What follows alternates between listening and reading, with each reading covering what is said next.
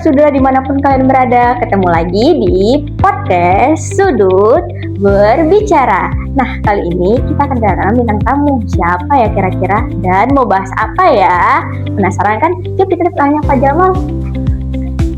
Halo Bapak. Halo Kak Vio. Pada podcast kita kali ini, narasumber kita siapa dan akan membahas apa ya Pak di podcast kita kali ini? Oh iya, oke. Terima kasih Kak Vio. Sebelum saya jelaskan, saya menyapa dulu Sobat Sudra ya. Oke, halo Sobat Sudra, dimanapun berada, ketemu lagi di podcast Sudut Berbicara.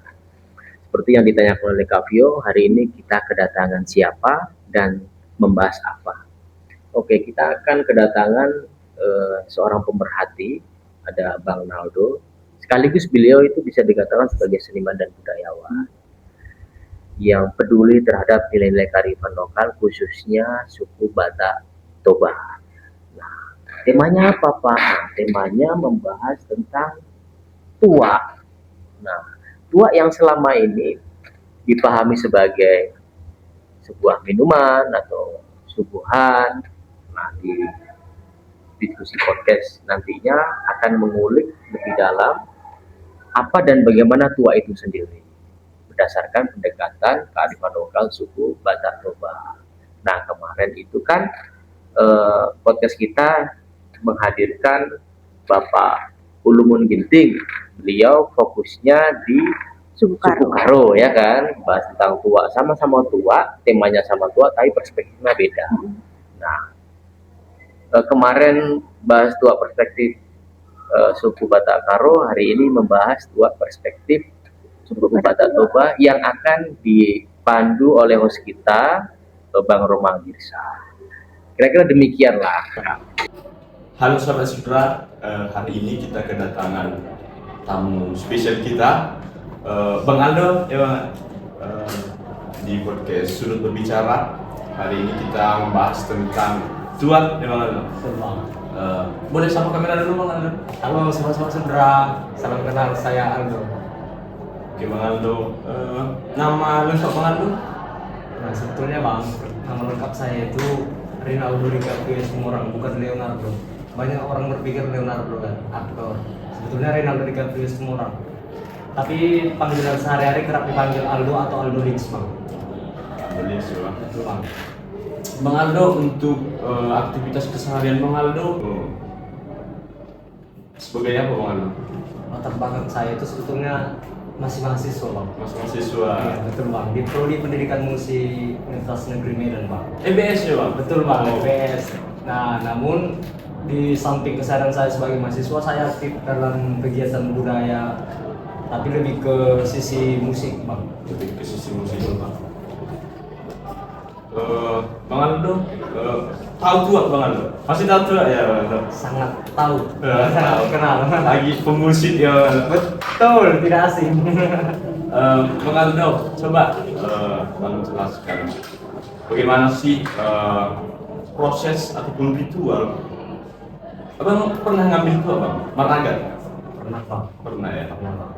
Bisa Bang jelaskan Bang, gimana sih ritual ataupun step-step ketika kita orang Batak mau ngambil tua Bang? Oke Bang, baik Bang. Sebetulnya ini hal yang menarik ya Bang dan teman-teman saudara, karena biasanya ya kita tahulah, kita kenalnya tua ataupun bisa mengkonsumsi tua itu kan dari lapo ataupun dari warung-warung tua kan. Kita tidak tahu ini asalnya dari mana atau gimana prosesnya. Sebetulnya ini ada hal yang menarik Bang dalam proses pengambilan tua ini. Kebetulan saat saya sekitar kelas 1-2 SMP itu, saya rajin ikut tetangga saya untuk mengambil tua. Oh, Nama pengambil tua itu dalam bahasa Batak Toba disebut paragat. Paragat. Jadi aku bilang beliau sebagai paragat aja ya, Oh. tidak canggung. Kalau saya bilang sebagai pengambil tua agak canggung. Agak canggung ya. Paragat aja. Kalau kita paragat namanya. Paragat, betul Bang. Nah, jadi dalam proses pengambilan tua ini ada hal yang menarik di dalamnya Bang. Ada sebuah ritual. Ada ritualnya Bang? Betul Bang. Jadi bukan semena-mena ya udah ambil tua, amcoy kita mabuk. Enggak. Ada ritualnya Bang? Ada ritual Bang. Jadi akan saya jabarkan apa saja proses ataupun tahap-tahap yang dilakukan saat ingin mengambil tuak dari awal ya Bang. Jadi pohon tuak itu atau enau ya kita kenal, atau aren lah Bang. Iya. Aren. ketika dia tumbuh, dia harus melihat ada buah yang seperti ini bang. Oh iya bang. Betul kan bang, ada buah seperti ini. Kalau orang tua bilangnya arirang. Aliran ya bang. Arirang, betul bang. Kalau tempat kami namanya tangan bang. Oh tangan. Kalau udah keluar warna putih kan bang, agak putih putih apa kekuningan, itu udah ada tangannya udah bisa jaga itu kayak gitu. Oh, abang Simalungun? Simalungun bang. Oh, Simalungun Paragat juga bang? Paragat juga bang. Oh, Di Raya pusatnya itu bang. Oh, ayo. Pusat Raya. Ayo ngatongan. Ayo. Nah, begitu bang. Jadi arirang ini tadi begitu tumbuh, dia masih hijau bang. Masih hijau ya. Dalam proses ini ataupun dalam tahap ini, si Paragat itu harus melihat dulu sampai kapan arirang ini layak untuk dieksekusi. Iya. Kita katakanlah dieksekusi bang. Hingga dia nanti tingkat kematangannya pas, pelepahnya itu bakal dibuka, kan dia ada pelepah nih bang. Bakal dibuka, itulah yang bakal kita lihat nanti ada seperti biji-bijian bang. Biji-bijian, Yang panjang-panjang ada biji-bijian kan bang. Nah, itu pun belum bisa langsung diolah bang. Belum bisa langsung diolah bijinya itu. Dia harus dilihat dulu. Udah tingkat kematangannya itu ataupun warnanya itu apakah sudah pekat. Nah, sembari menunggu itu dia ada yang namanya proses mambalbal bang. Mambalbal ya bang. Betul. Jadi dalam Pukul ya bang. betul. Jadi mambalbal ini dalam bahasa Indonesia artinya Pukul. ya, bukan bal-bal gimbal pukul begini ya. Bukan, tapi dia menggunakan semacam kayu yang dibentuk yang digunakan untuk memukul tangkai dari arirang tadi. Nah, manfaatnya membal-bal ini bang, dari yang saya ketahui. Oh iya, sebelumnya mengapa saya bisa bercerita ini juga, saya sudah meneliti ini juga bang. Oh belum teliti ya Betul, bang. Saya sudah meneliti ini di kampung. Keren bang. Kebetulan ada Paragat yang masih mengerti lah dengan hal itu bang. Jadi ketika dia dibalbal dengan tujuan untuk melancarkan aliran air, kandungan air nira yang ada di dalam batang ini tadi bang. Nah, pada saat inilah terjadi proses ritual tadi bang. Jadi dia bukan hanya sekedar mukul ya dengan maksud, tapi dia ada nyanyian bang. Iya ada nyanyian. Ada nyanyian. Kayak bernada gitu ya bang. Bernada gitu bang. Jadi sembari si Paragat ini membalbal, katakanlah ini sebetulnya bukan tempo yang konstan dia bang. Biasanya seperti di jeda-jeda dia mukul, dia akan bernyanyi bang. Isi nyanyiannya itu apa? Itu seperti bujukan ataupun katakanlah ungkapan hati dan semacam doa agar nanti air yang dikeluarkan oleh aliran ini deras. Gitu, bang. Berlimpah gitu ya bang. Nah, mungkin saya bisa mencontohkan sedikit ya bang, seperti apa nyanyiannya. Ya, Boleh bang, boleh bang. Kalau menganggap fals kita anggap aja itu musik jazz ya bang. Kalau di musik, ya musik katanya begitu bang. Ayo silakan bang. Ayo doina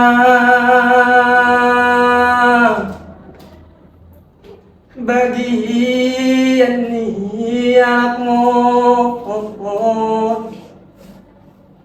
di mana saudaraku haulioni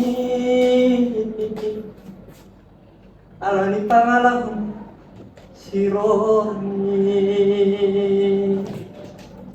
Oh, arena buru.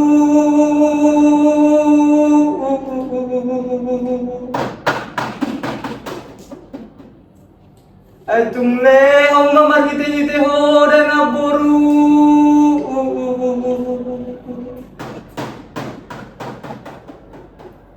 Imatat songon haulioni. Nagabi bohal nami.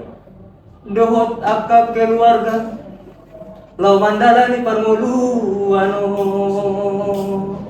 Gitu kira-kira bang. Keren sekali bang. Jadi kalau agak jelek suara aku ya maklum lah bang, karena belum kena tua tadi bang. Iya. Biasanya kalau tidak ada yang diskusi dulu itu ya bang. Biasanya kan gitu kan bang kalau Iya, belum biasanya. tua. Tapi tadi udah keren sekali bang. Terima kasih lah bang. Nah begitulah kira-kira gambarannya bang. Namun tiap Paragat ini beda lirik dan beda melodi bang, beda irama. Iya. Beda-beda ya bang. Namun makna ataupun tujuannya itu sama bang. Mungkin saja lirik yang saya tuangkan itu seperti tadi Namboru. Kenapa disebutkan ada Namboru? Namboru itu kan saudara perempuan dari ayah kan ya. Coba kan. Saya saudara perempuan dari ayah. Nanti ada. Mungkin setelah saya jelaskan, tapi ini saya bisa menjelaskan nanti kenapa ada Namboru di situ. Mungkin abang membilang ada opung atau bagaimana pun, tapi niat kita sama bang. Misalnya kita sama-sama paragat nih, Iya, Bang, iya. kita sama paragat, beda lirik tapi niat kita sama. Sama untuk membujuk Betul. pohon enamnya tadi ya, Bang. Betul bang. Nah ini dilakukan selang-selang 3 hari bang, membal tadi ini. Oh. Jadi bukan setiap hari dia. Jadi selang-selang 3 hari. Mungkin ada sekitar 10 kali balbal lah untuk dia mencakup tahap tingkat kematangan yang Tadi dia. regenerasi ini. Betul bang. Yang bisa dipotong. Setelah itu dia si aliran tadi tangkainya itu dipotong. Jadi biji-bijian tadi itu dia udah lepas bang. Tinggallah tangkainya. Iya. Nah pada saat ini pun bang sebetulnya air nira udah netes, tapi belum bisa dikonsumsi. Oh, itu dibiarkan terbuang, Bang? Tidak. Kalau yang biji-bijian tadi dibiarkan, tapi kalau yang ini dia sebetulnya ditutup bang. Kalau di Batak Toba disebut mangarokka. Mangarokka itu seperti menjodohkan lah. Ada bahasa saya menjodohkan. Nah, apa yang dibuat sebagai jodohnya ini? Itu biasanya kalau modern pada saat ini bang dia sabun batang yang hijau tahu nggak? Iya, Bang. Tahu. Itu dioles-olesin. Dioles-olesin. Dioles-olesin. Namun sejatinya yang paling ideal itu dia pakai biji kemiri bang. Oh. Nah, biji kemiri dioles-olesi ke ujungnya ataupun bekas pemotongan tadi. Gunanya untuk memancing itu juga tadi bang, biar dia deras. Lalu setelah dioles-olesi, dia akan ditutup pakai batang daun talas bang. Oh iya. Nah, batang daun talas, nah ditutup. Setelah ditumbuk-tumbuk lalu ditutup dengan batang daun talas. Ini dibiarkan mungkin hingga 3 hari sudah ideal bang. Ini dia deh, Bang. Lalu boleh kita tampung bang. Oh. Nah itu pun kita tampung bang. Artinya kan belum bisa langsung diminum bang, Iya. ya kan? Karena nunggu penuh dulu ya kan. Dia biasanya itu fermentasinya itu sekitar 1 malam lah bang. Semalam ya, Bang. Satu Pakai malam. apa, Bang? Raru ya, Bang? Nah, jadi ini sebetulnya yang bingung. Sebetulnya tua itu manis. Sebetulnya tua itu manis. ketika fermentasi Sebetulnya saat fermentasi pun masih dia masih manis. Cuman akibat dari fermentasi tadi tuh bang, melalui proses waktu yang kita katakanlah 1 malam, dia udah mulai keluar asamnya bang. Oh. Ya, keluar asamnya. Namun ada paragat yang langsung meletakkan rarunya di Dalam penanggung penanggungan. tadi. Ya. Tapi ada juga ya paragat yang mencampurnya setelah di rumah bang, setelah diambil. Iya. Beda, Bang. Sesuai ya racikan paragat masing-masing paling Beda-beda ya, Bang. Begitu bang. Nah fungsinya si raru tadi itulah yang membuat pahit bang. Oh. Kenapa? Kalau kita konsumsi manis sebetulnya di lidah enak bang. Cuman setengah gelas aja kita minum, perut udah dihantam bang. Oh. Betul bang. Perut sudah dihantam. Harus fermentasi dulu ya, Bang. Fermentasi dulu, lalu dibuat raru tadi bang. Begitu kira-kira prosesnya bang. Ya jadilah tahap distribusi kita bilangnya di lapo atau Lapo, di ya, lapo. Bang. Betul bang. Begitu kira-kira untuk tahapnya bang. Bang, itu untuk kalau di tempatku disebut baju peragat itu nggak boleh yang bagus, Bang. Ada nggak pengaruhnya itu, Bang, dari segi pemahaman Abang dari ritual-ritual yang sudah Abang bikin? Sebetulnya kalau dari sudut pandang saya dan sepemahaman saya yang sudah saya riset bang, dia bukan nggak boleh yang bagus, tapi tidak boleh ganti. Oh, nggak boleh ganti. Nggak ya, boleh Bang? ganti. Oh. Ya kenapa kita lihat pada saat ini dia nggak bagus? Sebetulnya awalnya bagus, cuman Oh. karena itu dipakai terus, Nggak boleh ganti. nggak boleh ganti kan, jadi jelek Sampai- sekarang. Iya. Nah, itu bang, itu kan. Nah, kenapa mereka melakukan hal itu? Dari sisi nilai historis bang. Mungkin saya bisa lah menceritakan sedikit terkait nilainya bang. Jadi tuak ini diyakini oleh masyarakat Batak itu hasil jelmaan seorang wanita bang. Betul bang. Hasil jelmaan dari seorang wanita yang terpaksa. Ya saya ceritakan agak spesifik sedikit. Tinggallah sepasang bersaudara bang, cowok cewek. Jadi orang tuanya sudah meninggal kedua-duanya, kita katakanlah yatim piatu bang. Nah, bapaknya ini punya utang. Bapak itu. Iya, meninggalkan utang yang banyak. Sementara yang dua ini masih kita katakanlah tahap remaja ke dewasa bang. Belum ada pekerjaan, belum ada apa, bingung kan bang. Nah, karena sudah capek dikejar-kejar oleh penagih utang dan memang pekerjaan orang tuanya itu sebelumnya adalah budak. Oh, Betul bang. Sebelumnya ada budak, jadi muaklah si wanita ini. Entah bagaimana singkat cerita, si wanita ini berdoa kepada yang diyakininya bang. Nah, seperti mengucapkan permohonan atau apa, jadikanlah aku pohon tuak ataupun pohon aren Kalau di Toba dibilangnya balok. Bagus ya. Ya, atau pakko. Jadikanlah aku pohon pakko katanya. Dan biar nanti itoku ataupun saudaraku bisa mengolah aku, nanti itu akan menghasilkan air yang bisa diolah dan menghasilkan pundi-pundi. Nah, singkat cerita ya, dalam cerita rakyat dia menjelma, Pak. Menjelma jadi Menjelma. pohon tua tadi. Pohon tua tadi. Namun pesannya kepada itonya, kalau nanti kau sudah bisa mengolah aku dan sudah menghasilkan rezeki, jangan kau beli rumah melalui duit itu, tapi belilah tanah. Karena apa? Karena dari pohon aku ini kau sudah bisa membangun rumah. Nah, kau sudah bisa membangun rumah dan buatlah jadi hal yang positif hasil dari yang kau kerjakan ini. Begitulah kira-kira kata Bang. Kenapa? Ya memang itu fakta. Rumah adat Batak Toba atapnya dari ijuk kan, Bang. Oh iya Bang. Nah, atapnya dari ijuk dan tali pengikatnya pun dari ijuk yang dirajut-rajut kan, Bang, yang dianyam-anyam lagi kan, Bang. Lalu bisa kita lihat, Bang, di pelepah-pelepah daun tuak itu dia ada semacam duri-duri. Duri Bang. Itu bisa berfungsi sebagai paku juga, Bang. Oh, Pengganjar. pengganjar juga. Betul, Bang. Nah, dan pesan paling penting si perempuan ini tadi, ketika ada orang yang meminta air dari tuak ini ataupun air nira ini kepada saat kau membawanya, jangan pernah kau tolak untuk memberi, katanya. Betul, Bang. Ingat kenapa ini terjadi? Karena kita kesusahan.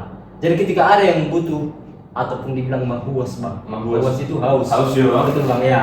Mahuas. Di ayat natonggi katanya. Natonggi. Itu natonggi katanya kan. Jangan sekali-sekali kamu tolak karena itu bakal jadi imbas kepadamu, katanya. Nah, jadi makanya hingga saat ini, Bang, ketika kita menyimpan peragat yang memang betul-betul peragat lewat, kalau kita minta segelas pasti dikasih. Betul, Bang. Kenapa dia pakai baju tadi? Biar si perempuan ini tadi ataupun tua ini tadi lumunan, dalam artian lumunan, memiliki rasa rindu yang sama lah, Bang, ketika dia datang. Itu tadi, Bang, Baju yang sama terus ya Bang. nah sebetulnya analoginya ijuk tadi hasil dari rambut si wanita. Oh iya. Iya, ijuk tadi dan getah tadi ataupun air nira tadi itu dari air susunya menurut kepercayaan. Namun ada beberapa cerita yang aku dengar, Bang, dia ya itu air mata karena kesedihan. Namun yang pada saat ini yang memang saya riset itu dia dari air susunya ataupun ASI lah kita katakan, Bang, yang bisa menghidupi gitu, Bang. Oke Bang, sangat menarik Bang Aldo dari penjelasan Abang tadi terkait dengan ritual gitu ya. Kalau selama ini di kampung Roma itu dibilang bajunya nggak boleh yang bagus gitu kan, artinya ada selisih pemahaman di situ. Ternyata baju itu nggak boleh ganti. Nggak boleh ganti. Nah, ketika baju si peragat itu jelek ataupun udah buruk, ya tetap itu dipakai karena nggak boleh ganti lagi. Betul, Bang, betul, Bang. Jadi Bang sebenarnya mendapatkan pengetahuan baru ini Bang Aldo yang sangat menarik. Bang Aldo, selama ini kan kita tahu, apalagi di orang Batak itu Bang Aldo, kalau tuak itu selalu dikenal dengan negatifnya. Kalian buruk ya, Bang. Ya, kalau udah dibilang ama-ama pertuak itu udah buruk seperti itu. Jadi anak istrinya itu udah bercampakkan lah, nggak terlalu teratur lagi. Iya, betul. Dan keluarga itu nggak cemara lagi, nggak harus lagi ketika seseorang di rumah itu pertuak gitu. Betul. Bang Aldo, di pengetahuan abang lah, yang abang riset, yang abang perhatikan, sisi positif dari tuak sebenarnya apa sih Bang Aldo, supaya sahabat-sahabat saudara yang ada di rumah, yang ada di tempat kerja pada hari ini yang melihat channel YouTube kita ini tahu, oh ternyata tuak itu tidak hanya negatifnya, sisi positifnya juga ada seperti itu. Silakan Bang Aldo. Oke, baik, Bang. Sebetulnya pada dasarnya, Bang, tuak ini adalah positif. Positif ya. Positif, Bang. Seperti yang saya ceritakan tadi. Menurut ini terserah kita ataupun sahabat saudara percaya atau nggak percaya terkait cerita rakyat tadi. Cuman itu yang diyakini pada masyarakat Batak Toba dahulu, ya kan. Pada saat itu, mengapa ini terjadi? Itu kan memang untuk memberikan dampak positif kepada saudaranya tadi, Bang. Yang pertama, dan untuk memberi minum terhadap orang yang meminta ataupun yang kehausan. Namun pada saat ini mengapa itu terjadi stigma masyarakat buruk terhadap tua itu tadi, sebetulnya itu ya kelakuan oknum lah kita katakan. Oknum ya. Nah, sisi positif dari tua yang pertama bang, dia memiliki nilai historis. Iya. Yang tadi kan bang. Kedua. Yang kedua, nilai ekonomis bang. Di kampung saya ada sekitar 3 paragat yang bisa menyekolahkan anaknya hingga kuliah melalui tua tadi. Melalui tua tadi. Hanya dia sebagai paragat loh bang. Bisa menyekolahkan 3. Betul. Ini kan pertaruhannya all in di tua ini tadi kan bang. Dua, kalau ini nggak ngalir, habis aku. Makanya itu tadi masih banyak yang yakin bang dengan nyanyian itu. Iya. Iya bang, dengan doa. Itu tadi bang. Jadi nilai positif dari tua ini tadi mengapa bisa tercemar itu sebetulnya kembali ke pribadi masing-masing ya. Ya hal yang positif itu bisa negatif juga ya kan bang. Iya, Itu bang. kan tergantung apa lawannya ya kan Iya. itu bang. Jadi saya katakanlah di meja lapo nih bang. Contoh kita, oh ini bukan tua ya, Ini air putih. bukan tua, ini air putih. Ini air putih. Saya juga mengatakan nilai positifnya bukan membenarkan untuk Anda sering-sering minum tua juga, bukan ya bang. Di meja ini kita dengan minum segelas tua saja bang, udah bisa mulai menghilangkan lelah. Mengapa orang-orang Batak itu setelah dari sawah, setelah dari ladang, setelah dari ladang beres-beres mandi ke rumah, lalu ke lapo tua untuk santai, itu menghilangkan lelah bang. Karena memang kebetulan saya sudah pernah nyoba kan bang, dari ya SD akhir saya udah tahu lah bagaimana rasa tua ya bang. Tidak untuk ditiru, tapi situasi pada saat itu seperti itu, begitu bang. Bukan untuk keburukan ya, karena tetangga saya paragat kan bang. Kita minum 1 gelas bang, itu sudah bisa menghilangkan lelah dan membuat kita nyenyak tidur. Karena pasti mata agak sipit dikit, otak relax. Ya. Bang ini, tapi ini bukan seperti narkoba ya, memang tua memiliki alkohol. Nah, iya, tua memiliki alkohol, makanya bisa mabuk kan bang. Mengapa negatif? Anjuran minum tua yang saya ketahui bang, 4 gelas itu sudah sangat cukup. 4 gelas ya bang. 4 gelas. Bagi yang tidak tahan itu sudah memabukkan. Udah ngelantur-lantur. Jadi tahapannya minum segelas, tenang. Minum 2 gelas, mulai kita berbicara. Nah pada saat berbicara ini bang, ini sebetulnya interaksi sosial yang jarang dilakukan selain di lapo tua, betul kan bang? Iya bang. Interaksi ini sangat perlu, kenapa? Dari interaksi ini saya bisa tahu saya harus manggil apa dengan abang di Iya. Nah, saya tahu saya harus melakukan apa ketika di pernikahan keluarga saya besok. Saya sebagai apa? Di dalam lapo ini sering terjadi bang. Mana pernah saya datang ke rumah abang hanya untuk menanyakan itu? Tidak kan bang? Enggak. Tapi ketika kita bertemu di lapo, pasti kita bisa mengumumkan hal-hal yang luas. Betul kan bang? Berarti selanjutnya interaksi sosialnya meningkat. Interaksi sosial meningkat dan peradaban itu pun semakin bagus ya, karena ada perkumpulan tadi ya, masyarakat semakin akrab kan bang. Masuk ke 3 gelas, mulai kita bernyanyi. Nari lagu ya. Nari lagu, karena tenggorokan, kalau katanya habis minum tua itu kan tenggorokannya mantap katanya. Tapi ini bahasa gitu. tapi ini bagi teman-teman yang vokalis ataupun suka nyanyi, ini bukan opsi ya. Bukan opsi. Iya. Bukan dianjurkan. Untuk menciptakan suara yang sedap harus minum tua, lalu setiap hari kalian minum tua ke suara yang bagus, tidak. Itu namanya jadi ketergantungan ya. Gelas ketiga kita sudah enak bernyanyi bareng-bareng. Nah, gelas keempat kita sudah bisa lebih rileks lagi sambil katakanlah bagi yang merokok, yang kacang apa segala macam. Dan mengingat jam sudah tinggi, biasanya di kelas keempat udah tinggi jam bang. Tetangga harus dijaga, jadi kita ngobrol-ngobrol. Kondusif ya. Nah, gelas kelima ini yang bahaya bang. Gelas kelima suara makin keras. Makin keras. Akibat dari ngobrol tadi suara makin keras. Nah, gelas keenam mulai kolang-kolang atau tatapan, betul ya bang. Gelas ketujuh, gelas yang di depan saya sudah tidak di sini lagi karena sudah saya campakkan ke teman saya. Itu sebetulnya bang. Jadi stigma negatif terhadap tua ini sebetulnya bukan salah di tuanya bang. Bukan salah di tuanya. Bukan salah di tuanya. Kenapa nilai budaya ataupun nilai sosial yang terkandung dari tua sudah kita lihat tadi. Dari gelas ketiga kita sudah nyanyi bareng. Iya. Sekarang pertanyaannya, mengapa orang Batak sangat gampang bisa bertrio?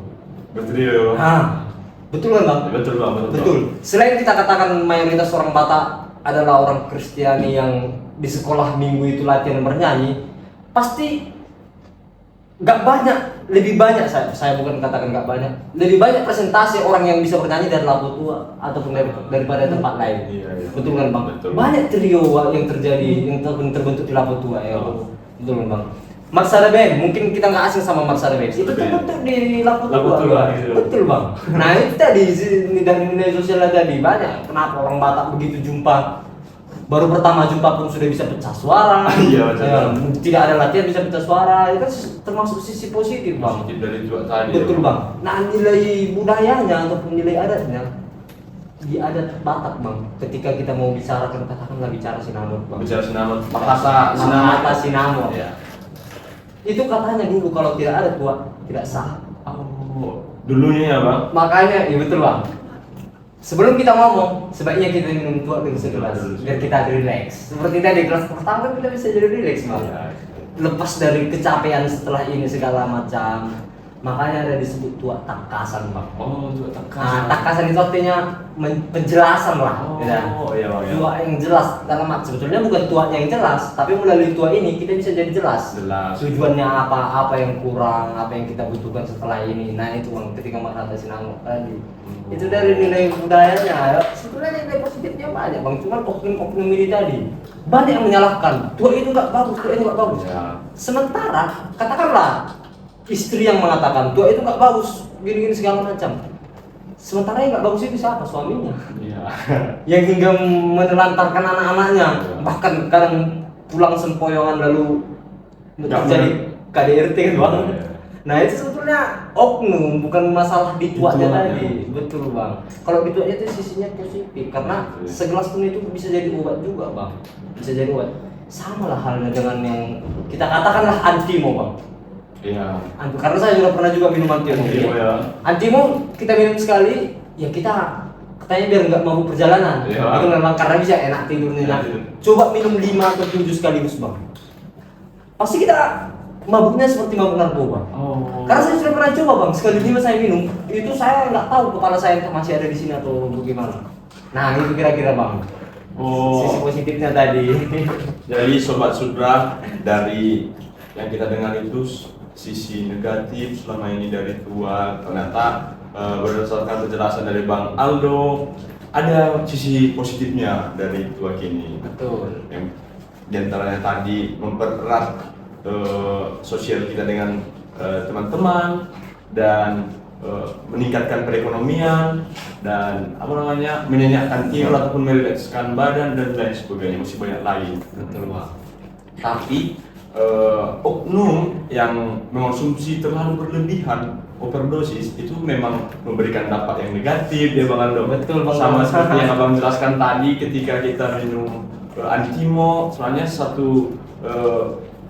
sebiji itu kita minum masih pas dia untuk mencegah kita supaya tidak mabuk perjalanan. Tapi ketika kita minum 5 ataupun 6 sekaligus pasti dampaknya negatif juga. Jadi itu bukan dampak negatif dari si tuanya, tapi yang meminum jangan berlebihan. Betul.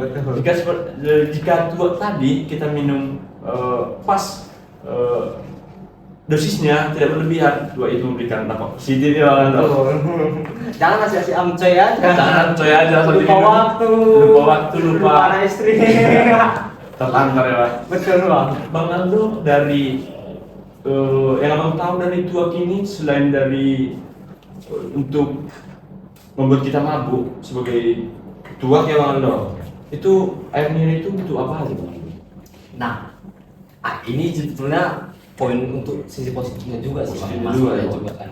Karena hasil olahan dari air nira tadi itu dia bukan hanya sebagai tua untuk yang kita minum aja bang. Dia bisa jadi gula merah. Gula merah ya. Betul bang. Jadi pada pohon tua yang saya ceritakan di awal bang, dia ada 2 jenis buahnya. Satu berbiji kecil, satu yang berbiji besar. Oh iya. Yang berbiji besar ini bang, yang berbiji besar ini itu bisa jadi kolang kaling. Oh, kolang Nah, kaling itulah biasanya. kolang kaling itu bang. Oh. Betul. Lalu hijaunya buat apa? Itu bisa jadi atap rumah seperti yang saya katakan. Iya. Nah pada saat zaman dahulu belum ada senar gitar, dawai bang. Hasil dari hijaunya inilah yang diambil untuk Senar gitar. Senar hasapi bang. Oh, hasapi. Kecapi itu bang, betul. Itulah yang digunakan. Bisa ya, Bang? Bisa bang, ada suaranya sebetulnya.